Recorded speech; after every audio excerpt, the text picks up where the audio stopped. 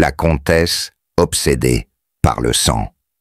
Et si une noble pour rester jeune se baignait dans le sang de jeune fille, Élisabeth Báthory, surnommée la comtesse de sang, est une figure du XVIe siècle dont les crimes présumés ont horrifié l'Europe. Cette narration divisée en 7 parties captivantes dévoile les secrets macabres d'Élisabeth Báthory, ses rituels sanglants, sa cruauté sans limite et un procès qui a ébranlé la noblesse. Préparez-vous à plonger dans un monde où l'obsession de la beauté devient une abomination. Appuyez sur « J'aime », abonnez-vous et laissez un commentaire pour partager vos pensées, afin que cette histoire terrifiante atteigne d'autres passionnés d'histoire, une noble déchue, les origines d'Élisabeth Báthory. Imaginez une femme noble dans la Hongrie du XVIe siècle, où la richesse et le pouvoir cachent des ténèbres insondables. Élisabeth Báthory, née en 1560, dans une des familles les plus puissantes d'Europe centrale, grandit dans un monde de privilèges et de cruauté. Les chroniques de l'époque, comme celle du pasteur István Magyari, décrivent une jeune fille intelligente, mais perturbée, élevée dans un château où la violence envers les serviteurs est monnaie courante. Dès son enfance, Élisabeth est exposée à des pratiques brutales, façonnant une personnalité complexe et inquiétante. Élisabeth, mariée à 15 ans, à Ferenc Nadasdy, un noble militaire, s'installe dans le château de Ksecht, un lieu qui deviendra le théâtre de ses horreurs. Selon les récits, elle gère les domaines, en l'absence de son mari, révélant une autorité impitoyable. Les archives suggèrent qu'elle punit sévèrement les servantes pour des fautes mineures, une pratique courante parmi la noblesse, mais qui chez Élisabeth prend une tournure sinistre. Une analyse psychologique moderne pourrait voir dans ses premières cruautés les signes d'un trouble narcissique amplifié par son pouvoir absolu. Imaginez-vous dans les couloirs sombres de Ksecht, où Élisabeth, entourée de serviteurs terrifiés, impose sa volonté avec une froideur glaçante. Les rumeurs commencent à circuler parmi les paysans. Des jeunes filles engagées comme servantes disparaissent sans explication. Une anecdote raconte qu'une servante accusée d'avoir mal peigné ses cheveux est battue jusqu'au sang par Élisabeth elle-même. Ces incidents, bien que courants dans la noblesse, marquent le début d'une obsession plus sombre. Ce qui rend cette période si troublante, c'est l'isolement d'Élisabeth. Après la mort de son mari, en 1604, elle devient la maîtresse incontestée de Ksecht, libre de céder à ses pulsions.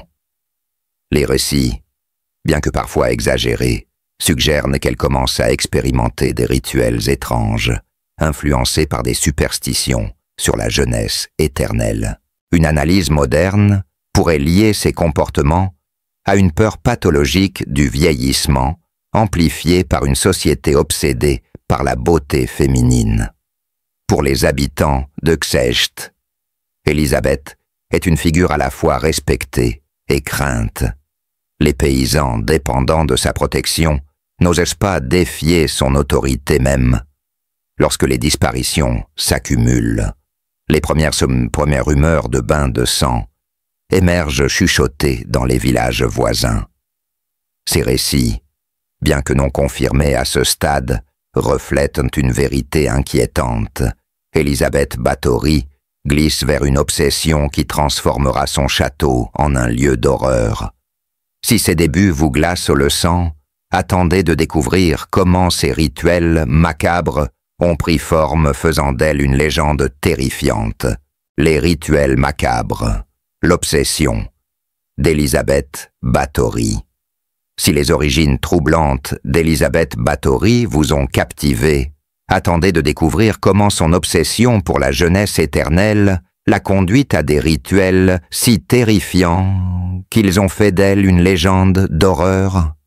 Dans les années qui suivent la mort de son mari en 1604, Élisabeth, désormais maîtresse du château de Secht, s'enfonce dans une spirale de cruauté et de superstition. Cette deuxième partie explore les débuts de ces prétendus bains de sang, les rumeurs qui enflamment les villages et les premiers soupçons des autorités. Préparez-vous à plonger dans un monde où la quête de beauté devient une abomination.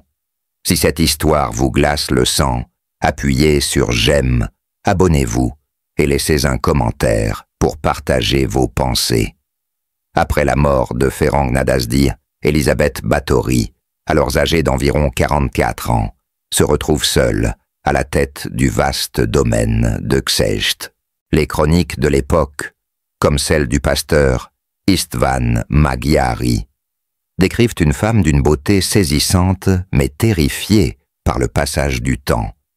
Dans une société où la valeur des femmes nobles repose sur leur apparence, Élisabeth devient obsédée par l'idée de préserver sa jeunesse.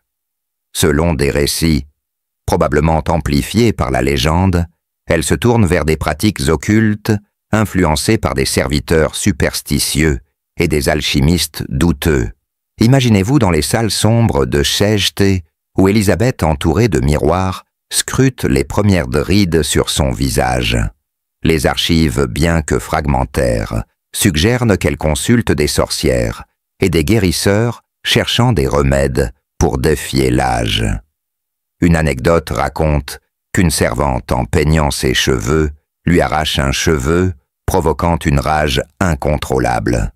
Élisabeth, dans un accès de colère, frappe la jeune fille, et son sang éclabousse sa peau.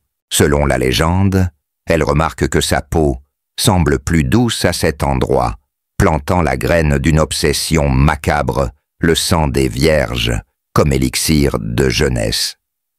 Ce qui rend cette période si troublante, c'est la progression de ses actes. Les récits, comme ceux consignés par László Töröcsy dans Hungaria, Sui cum regibus, décrivent comment Élisabeth commence à cibler des jeunes filles, souvent des paysannes, recrutées comme servantes. Ces filles, attirées par la promesse d'un travail au château, disparaissent sans laisser de traces. Une analyse psychologique moderne pourrait diagnostiquer un trouble narcissique sévère, amplifié par une peur pathologique du vieillissement. Élisabeth, convaincue que le sang peut la rajeunir, s'entoure de complices, comme sa servante, Anna d'Arvoulia, qui l'encourage dans ses rituels.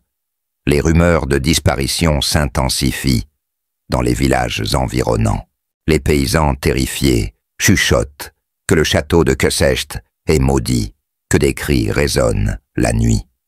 Une histoire raconte qu'un père, cherchant sa fille, disparue et chassé par les gardes d'Élisabeth, renforçant les soupçons. Ces récits, bien que parfois exagérés, reflètent une vérité inquiétante. Des dizaines, voire des centaines de jeunes filles disparaissent dans l'ombre du château. Pour les villageois, Élisabeth devient une figure de cauchemar, une noble dont la beauté cache une cruauté inhumaine. Les premières punitions infligées par Élisabeth sont brutales, mais encore dans les normes de la noblesse. Les servantes accusées de fautes mineures sont battues, brûlées ou affamées. Mais selon Töröcsy, ces châtiments évoluent vers des rituels plus sinistres. Des témoignages recueillis lors de son procès ultérieur décrivent des jeunes filles vidées de leur sang, leur corps jeté dans des fosses ou brûlés. Une analyse moderne pourrait lier ces actes à une forme de sadisme où Élisabeth trouve du plaisir dans le pouvoir absolu sur ses victimes. Pour ses complices, comme d'Arvulia et d'autres serviteurs, Élisabeth est une maîtresse à craindre, mais aussi à obéir. Ses complices, souvent des femmes marginalisées, participent aux rituels par peur ou par loyauté. Imaginez la tension dans le château, où chaque serviteur sait que désobéir pourrait signifier la mort. Pour les victimes jeunes filles, arrachées à leur famille, le château devient un enfer, un lieu où la beauté d'Élisabeth contraste avec l'horreur de ces actes. Les autorités, bien que conscientes des rumeurs, hésitent à intervenir. Élisabeth, protégée par son statut noble, et ses relations semblent intouchables. Mais les disparitions de plus en plus nombreuses attirent l'attention du roi Mathias Beledzo et de son palatin, Gheorghe Thurzo. Une anecdote raconte qu'un prêtre local, horrifié par les récits des villageois, envoie une lettre au roi brisant le silence. Si cette escalade vous terrifie, attendez de découvrir comment les crimes d'Elisabeth Báthory ont été révélés précipitant sa chute. Les murmures du sang, les premières enquêtes.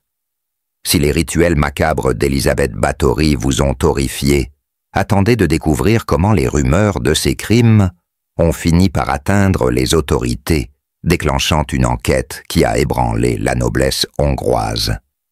Dans les années 1609-1610, les disparitions autour du château de Ksecht deviennent trop nombreuses pour être ignorées, forçant le roi Mathias II à ordonner une investigation. Cette troisième partie explore les premières enquêtes, l'implication des complices d'Élisabeth et la terreur croissante des villageois. Préparez-vous à plonger dans un monde où la vérité commence à émerger des ténèbres. Si cette histoire vous captive, appuyez sur « J'aime », abonnez-vous et laissez un commentaire pour partager vos pensées. Vers 1609, les rumeurs autour d'Elisabeth Báthory atteignent un point critique. Les chroniques de l'époque, comme celle de Gheorghe Thurzo, décrivent une vague de disparitions inquiétantes. Des jeunes filles, souvent des paysannes, sont recrutées au château et ne reviennent jamais. Les villageois terrifiés évitent de parler ouvertement, par peur des représailles, mais les récits de cris nocturnes et de corps mutilés circulent. Une analyse historique moderne, comme celle de Tony Thorne dans Countess Dracula, suggère que les chiffres des victimes, parfois estimés à 600, sont probablement exagérés, mais des dizaines de morts sont confirmés par des témoignages. Imaginez-vous dans un village près de Secht, où les mères interdisent à leurs filles de s'approcher du château. Une anecdote raconte qu'un paysan, cherchant sa fille disparue, découvre un charnier près des murailles, mais il est chassé par les gardes avant de pouvoir enquêter. Ces récits, bien que fragmentaires, poussent l'église locale à intervenir. Le pasteur Istvan Magyari, horrifié par les rumeurs, écrit au roi Mathias Eleniz, décrivant Élisabeth comme une menace pour la chrétienté. Cette lettre marque un tournant brisant le voile de silence autour de la comtesse. Ce qui rend cette période si intense, c'est la tension croissante entre la puissance d'Élisabeth et les soupçons des autorités. Protégée par son statut noble, elle continue ses rituels, convaincue de son invincibilité. Les témoignages recueillis lors de son procès ultérieur décrivent des scènes glaçantes des jeunes filles attachées vidées de leur sang, dans des baignoires, tandis qu'Élisabeth observe, fascinée. Une analyse psychologique moderne pourrait diagnostiquer une forme de psychopathie, où le pouvoir et l'obsession de la beauté annihilent toute empathie. Les complices d'Élisabeth jouent un rôle crucial. Anna Darvulia, sa servante principale, est décrite comme une sorcière manipulant les superstitions de la comtesse. D'autres comme Dorothea Sentes et János Ujvari participent aux tortures, attirant des victimes sous prétexte de travail. Imaginez la terreur de ces complices piégés entre la peur d'Élisabeth et la culpabilité de leurs actes. Une analyse moderne pourrait voir dans leur loyauté une forme de dépendance psychologique où la crainte de la comtesse surpasse la morale. Les premières enquêtes menées par Gheorghe Thurzo révèlent l'ampleur des horreurs.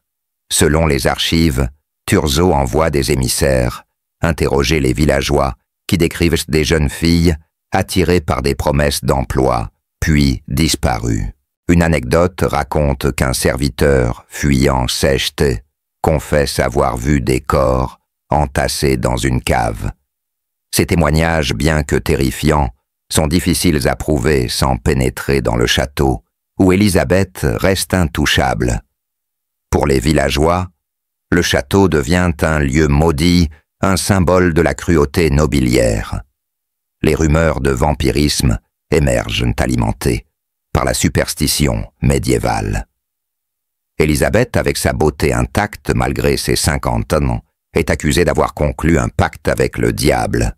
Ces accusations, bien que sans fondement, reflètent la peur d'une société face à une femme aussi puissante et cruelle.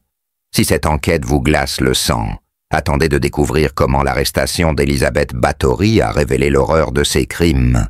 L'arrestation, la chute de la comtesse de Sens. Si les premières enquêtes sur Elisabeth Báthory vous ont horrifié, attendez de découvrir comment son arrestation en 1610 a dévoilé l'ampleur de ses crimes, transformant une noble intouchable en une criminelle légendaire. Forcé par les témoignages accablants, György Thurzó pénètre dans le château de Ksecht, révélant des scènes d'horreur qui choquent l'Europe. Cette quatrième partie explore l'arrestation d'Élisabeth, les témoignages de ses complices et les premières réactions de la noblesse.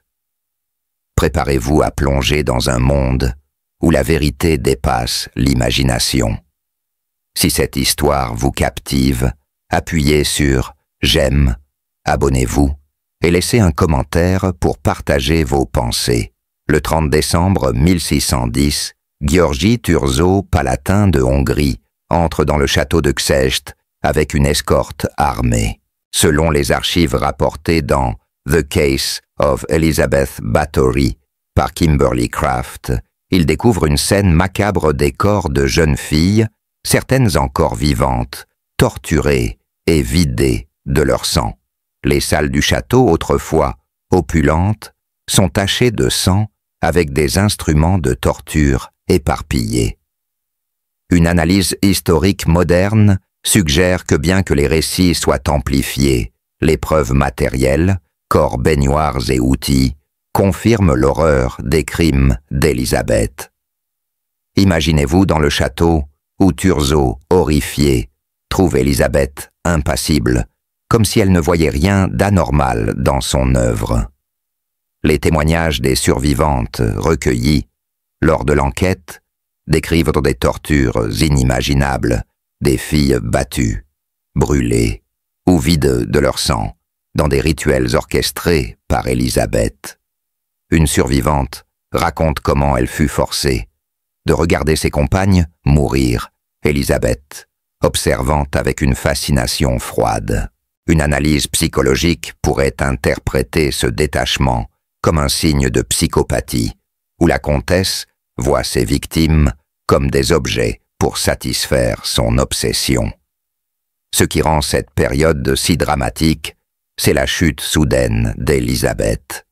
Ses complices, arrêtés en même temps, craquent sous la pression. Dorothea Szentes et János Huszváry confessent des détails terrifiants, décrivant comment Élisabeth sélectionnait ses victimes, préférant des vierges pour leur prétendue propriété régénérante. Ces témoignages, bien que parfois obtenus sous la torture, dressent un portrait accablant. Imaginez la trahison ressentie par Élisabeth, voyant ses serviteurs autrefois loyaux révéler ses secrets pour sauver leur vie. La noblesse hongroise est divisée. Certains liés à la famille Báthory tentent de minimiser les accusations, craignant un scandale qui ternirait leur réputation. D'autres, comme Thurzó, insistent sur la justice, bien que le roi Matthias et Dezuy hésitent à condamner une noble aussi puissante. Une anecdote raconte qu'un cousin d'Élisabeth, cherchant à la protéger, propose de l'exiler, mais les preuves sont trop accablantes. Pour les villageois, l'arrestation est un soulagement, mais aussi une source de terreur. La comtesse, autrefois intouchable, est enfin vulnérable. Les rumeurs de vampirisme s'amplifient alimentées. par les découvertes dans le château. Les paysans, superstitieux, croient qu'Élisabeth a conclu un pacte démoniaque, une accusation courante dans l'Europe médiévale. Une analyse moderne pourrait lier ces rumeurs à la peur collective d'une femme défiant les normes de son genre et de son rang. Pour les survivantes libérées mais traumatisées, le château reste un cauchemar vivant, un lieu où l'horreur s'est incarnée dans une noble. L'arrestation marque un tournant, mais la justice reste compliquée. Élisabeth, en raison de son statut, échappe à un procès public immédiat, mais ses complices n'ont pas cette chance. Si ce moment vous terrifie, attendez de découvrir comment le procès d'Elisabeth Báthory a révélé l'ampleur de ses crimes, scellant son destin. Le procès, la vérité devant la justice. Si l'arrestation d'Elisabeth Báthory vous a choqué, attendez de découvrir comment son procès, en 1611, a exposé l'ampleur de ses crimes, transformant la comtesse en une figure de légende noire. Accusée de centaines de meurtres, Élisabeth fait face à une justice partiale, où son statut noble complique sa condamnation. Cette 5e partie explore les détails du procès, les témoignages accablants et les luttes politiques entourant son sort. Préparez-vous à plonger dans un monde où la vérité est aussi terrifiante que les rumeurs.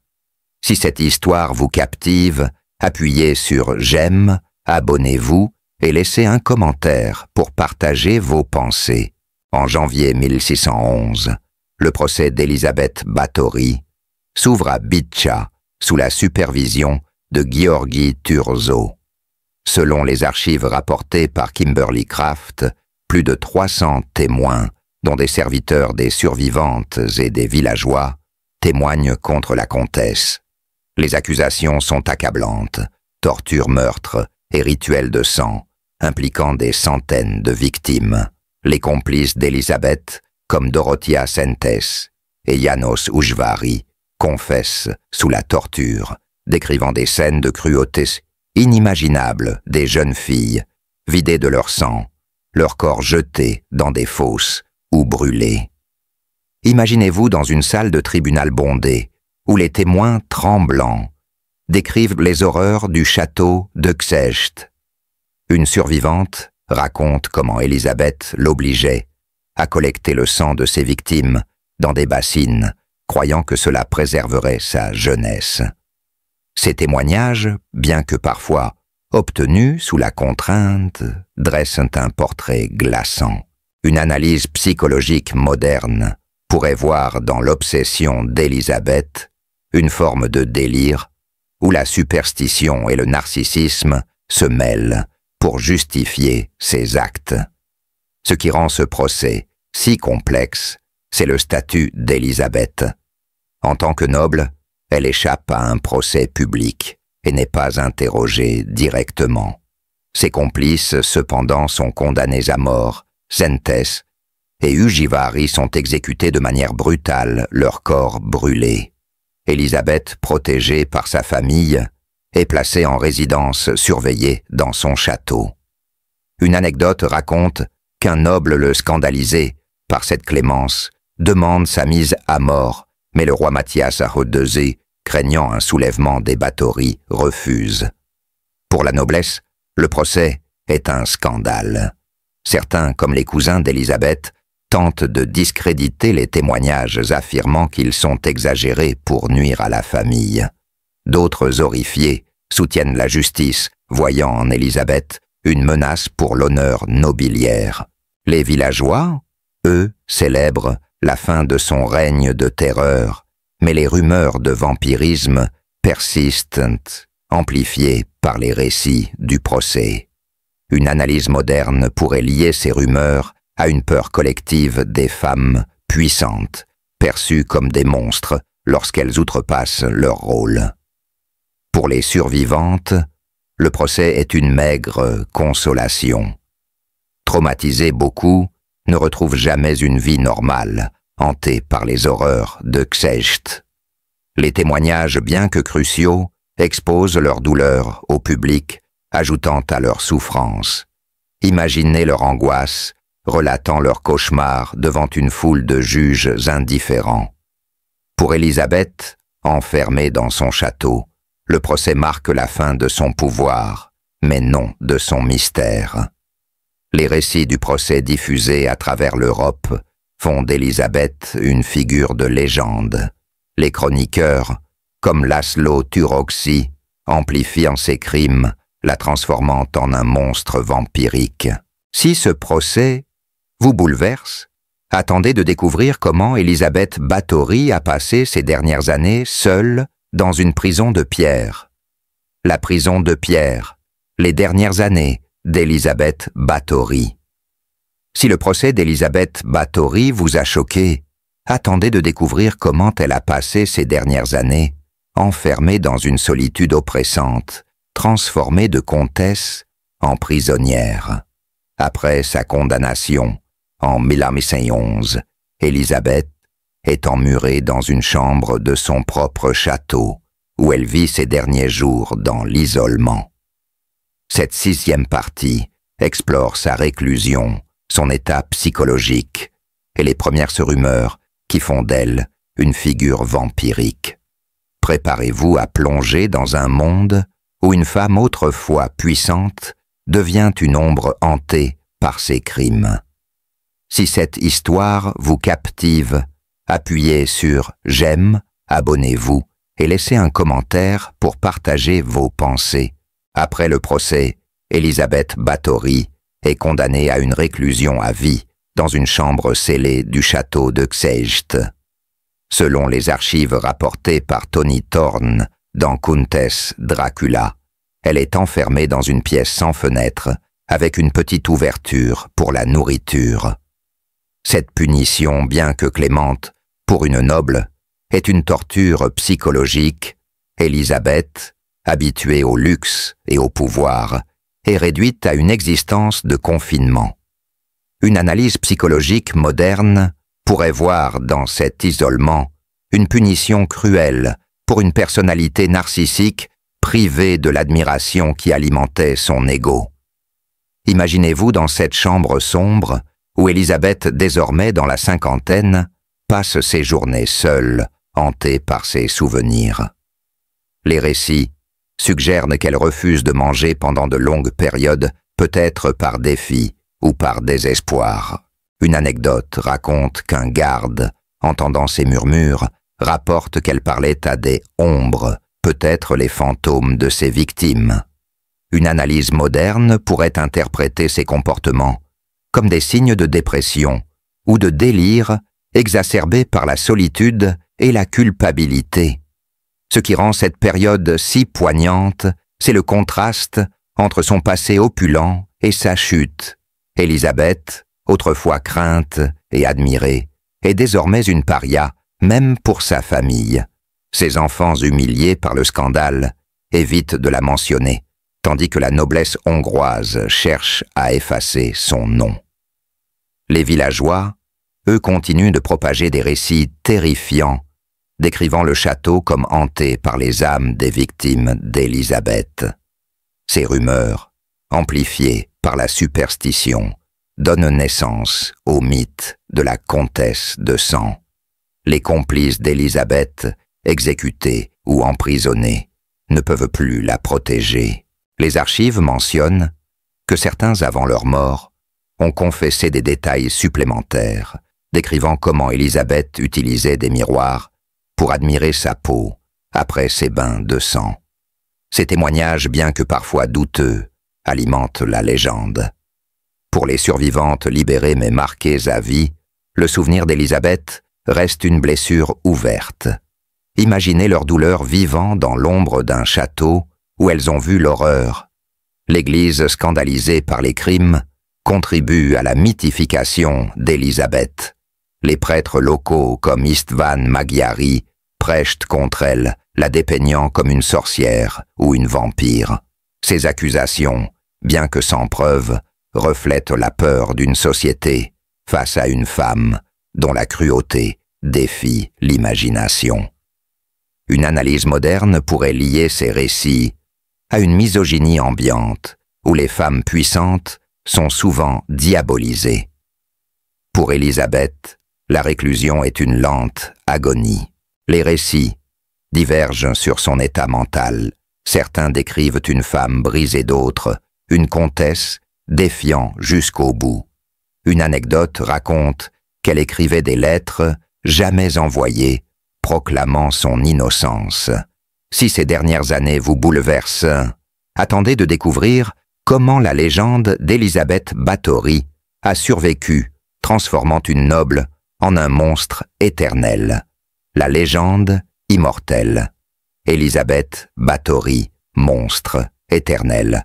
Si les dernières années d'Élisabeth Báthory vous ont troublé, attendez de découvrir comment sa mort, en 1614, n'a pas mis fin à son histoire, mais a donné naissance à une légende qui hante encore l'imaginaire collectif. Surnommée la comtesse de sang, Élisabeth devient une figure de cauchemar, inspirant des récits de vampirisme et de cruauté à travers les siècles. Cette 7e et dernière partie explore l'héritage d'Élisabeth, son impact sur la culture populaire, et la manière dont son histoire soulève des questions sur la vérité et la fiction.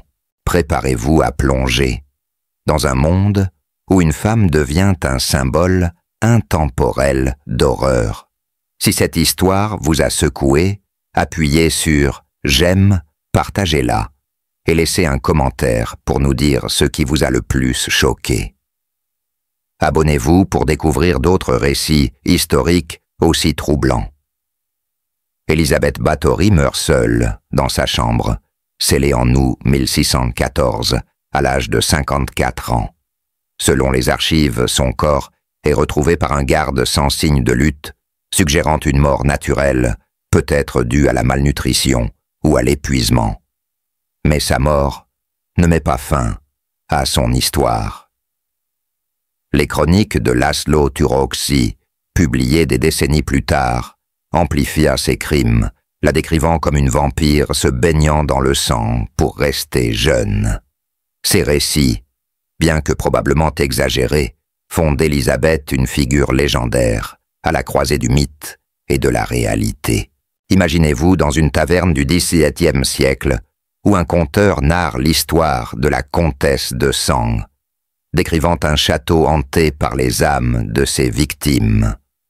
Ces récits amplifiés par la superstition transforment Élisabeth en un monstre surnaturel, une femme dont la beauté cachait un pacte démoniaque. Une analyse historique moderne comme celle de Tony Thorne suggère que les chiffres de 600 victimes sont une exagération, mais les dizaines de morts confirmées suffisent à faire d'elle une criminelle hors norme. Pour les villageois, son nom devient synonyme de terreur, le château de Křecht, un lieu maudit. Ce qui rend cet héritage si fascinant, c'est sa longévité. Au XVIIIe siècle, Élisabeth inspire les premiers récits de vampirisme influençant des œuvres comme Dracula de Bram Stoker. Les écrivains fascinés par son histoire la dépeignent comme une figure à la fois tragique et monstrueuse. Une analyse psychologique pourrait voir dans cette mythification une tentative de comprendre une femme dont la cruauté défie les normes de son genre et de son époque. Pour la noblesse hongroise, l'histoire d'Élisabeth est une tâche indélébile. Sa famille, cherchant à préserver son honneur, tente d'effacer son nom, mais les récits populaires l'emportent. Les survivantes, bien que peu nombreuses, portent les cicatrices de ces crimes, leurs témoignages alimentant la légende. Imaginez leur douleur vivant dans l'ombre d'une femme qui les a marquées à jamais. Pour l'Église, Élisabeth devient un avertissement contre les excès de la noblesse et les dangers de la superstition. L'impact d'Élisabeth s'étend à la culture populaire moderne. Des films comme Countess Dracula 1971 et des romans réimaginent son histoire, la transformant en une icône féministe, pour certains une monstre pour d'autres. Une analyse moderne pourrait suggérer que son mythe reflète une fascination pour les femmes puissantes, souvent diabolisées lorsqu'elles outrepassent leur rôle. Pour les lecteurs d'aujourd'hui, âgés de 18 à 65 ans, son histoire pose une question: où s'arrête la vérité et où commence la légende? L'héritage d'Élisabeth continue de hanter. Des visites touristiques au château de Krzecht attirent des curieux fascinés par son histoire.